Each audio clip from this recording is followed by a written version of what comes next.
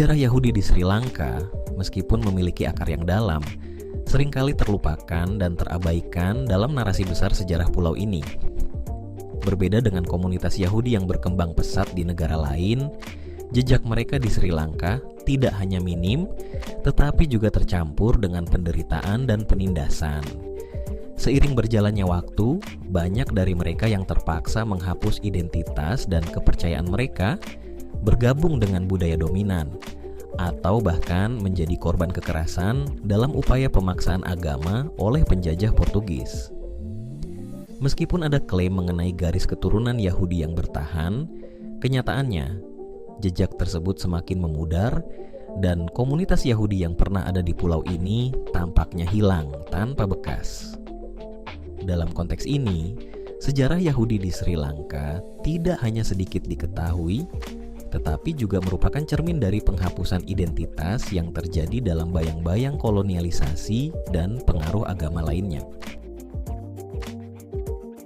Sejarah keberadaan Yahudi di Sri Lanka, yang dulu dikenal sebagai Ceylon, dimulai setidaknya sejak abad ke-9 sebelum Masehi. Yahudi yang tinggal di Kerala, India, serta Yaman memiliki hubungan dengan komunitas Yahudi yang ada di pulau ini. Sejarah kuno Yahudi telah memiliki jejak di Sri Lanka sejak abad ke-9 atau bahkan lebih awal. Pulau ini sudah dikenal oleh Yahudi di Kerala pada abad ke-3 sebelum Masehi. Pedagang Yahudi dari Yaman juga sering berkunjung ke Sri Lanka untuk berdagang. Pada abad ke-10, Abu Zaid al-Hasan, seorang musafir muslim dari Siraf, Persia, mencatat bahwa ada banyak sekali Yahudi di Serendip, nama Sri Lanka dalam bahasa Arab.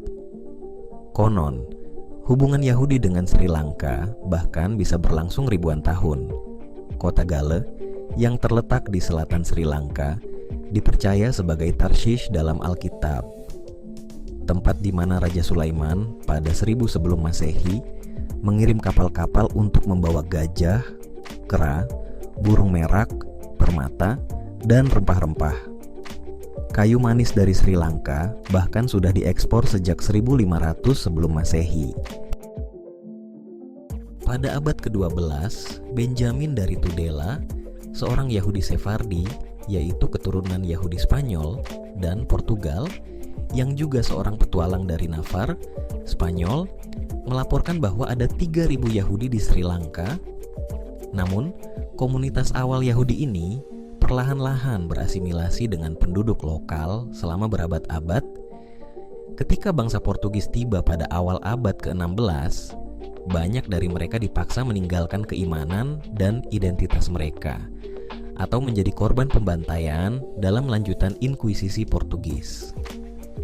Saat ini, tidak ada Yahudi yang menjalankan ibadahnya atau orang yang mengetahui bahwa mereka adalah keturunan Yahudi dari periode awal tersebut.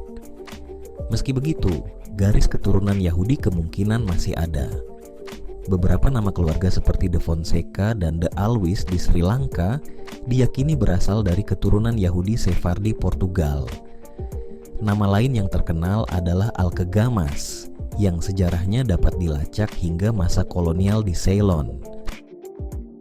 Berbeda dengan catatan sensus di India kolonial, yang menunjukkan adanya komunitas Yahudi yang lebih besar, di Ceylon tidak tercatat komunitas Yahudi yang signifikan. Sensus kolonial tahun 1911 bahkan hanya mencatat 8 orang Yahudi tinggal di pulau itu. Administrasi Yahudi di Ceylon juga tidak memainkan peran penting seperti di India. Salah satu pengecualian adalah Leonard Woolf yang bekerja di layanan sipil Ceylon antara tahun 1904 hingga 1911. Namun, Woolf dikenal sebagai seorang ateis dan anti-agama selama masa tugasnya. Tradisi dan praktik komunitas ini mencampurkan unsur Hindu dan Yahudi yang dapat dilihat dalam upacara pernikahan mereka. Namun, seiring waktu, unsur Hindu menjadi lebih dominan. Beberapa akademisi seperti Dr.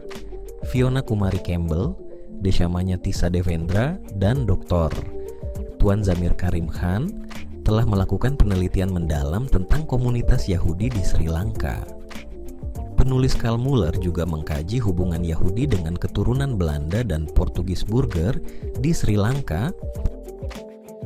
Demikianlah pembahasan singkat mengenai sejarah komunitas Yahudi di Sri Lanka. Sejarah ini mengungkapkan bagaimana sebuah komunitas yang dulu pernah berkembang kini hampir terlupakan akibat proses asimilasi dan penindasan sepanjang masa. Meskipun begitu, warisan mereka tetap menjadi bagian dari mosaik budaya Sri Lanka yang kaya dan beragam.